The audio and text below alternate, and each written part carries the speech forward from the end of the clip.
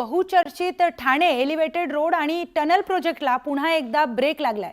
या प्रकल्पांचं कंत्राट रद्द करण्याचा आदेश सुप्रीम कोर्टाने दिलाय, तर सार्वजनिक हिताचं कारण देत दोन्हीही महत्त्वाकांक्षी प्रकल्पांच्या निविदा रद्द करण्याचा आदेश सुप्रीम कोर्टाने दिलाय। 27 जुलै 2024 मध्ये या दोन्ही प्रकल्पांसाठी 14,000 कोटींच्या निविदा काढण्यात आल्या होत्या।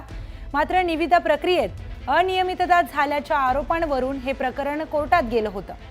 दरम्यान एका मोठ्या कंपनीने आर्थिक निविदेत बाजी मारल्यानं त्या कंपनीला कंत्राट दिलं जाणार होतं। मात्र स्पर्धक कंपनीने याचिका दाखल केल्यामुळे हे प्रकरण आधी हायकोर्ट आणि मग सुप्रीम कोर्टात गेलं।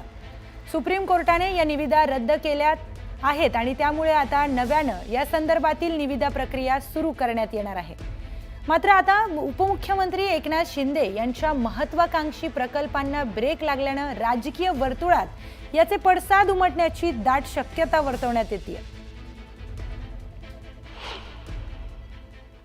सार्वजनिक हितापेक्षाही प्रचंड भ्रष्टाचार, 3,000 कोटी रुपये ऑन।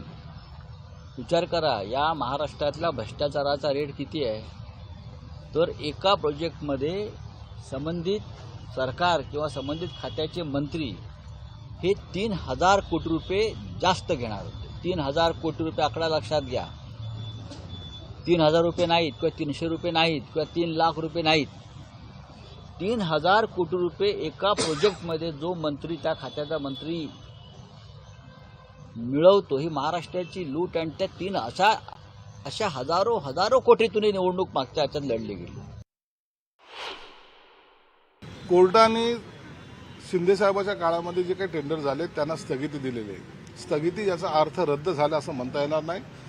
ज्या काही त्यांच्या शंका कुशंका असतील निश्चित कोर्टासमोर सादर केल्या जातील आणि जर त्याच्यामध्ये काही त्रुटी असतील तर त्याचा रिटेंडर केले जातील, परंतु त्याच्यामुळं प्रकल्प रद्द झाला असं म्हणणं चुकीचं आहे।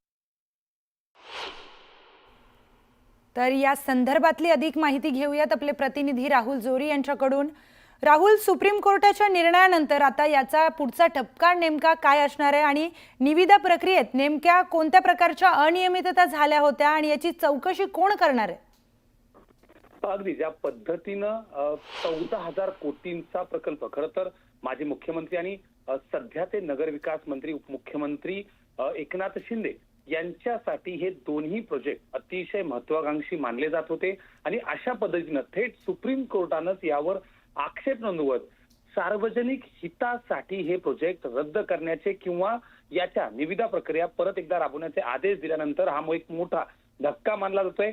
जवळपास 14,000 कोटींच्या निविदा प्रक्रियेमध्ये अनियमितता झाली हे कोर्टानं मान्य करत त्यावर ताशेरे ओढले गेले। इतकंच नाही तर संबंधित कंपन्या ज्या की या संलग्न होत्या त्यांना देखील आता तुम्हाला याची आठवण आली का अशा पद्धतीत थेटपणे विचारणा देखील करण्यात आली।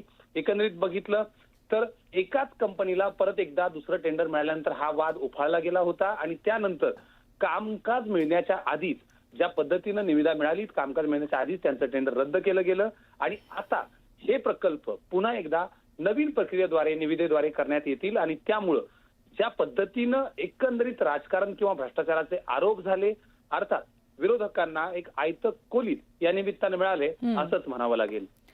अगदी बरोबर राहुल। तर आपल्या महत्त्वाकांक्षी प्रकल्पामध्ये आता एकनाथ शिंदे यांच्या न्यायालयीन ब्रेक लागल्याने त्यांच्याकडून काय प्रतिक्रिया येते हे सुद्धा पाहण्यासारखं असणार आहे। तर धन्यवाद राहुल आपण दिलेल्या प्रतिक्रियेसाठी। तर गेल्या काही दिवसांपासून अजित पवार आणि शरद पवार एकत्र येणार असल्याच्या चर्चा सुरू झाल्यात।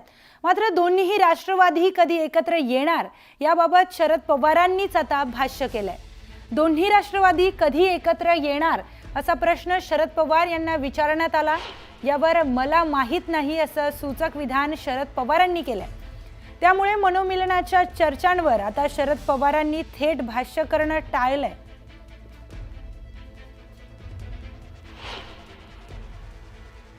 साहेब, गेल्या काही दिवसापासून सातत्याने चर्चा होती की दोन्ही राष्ट्रवादी एकत्र येणार, त्या संदर्भात ते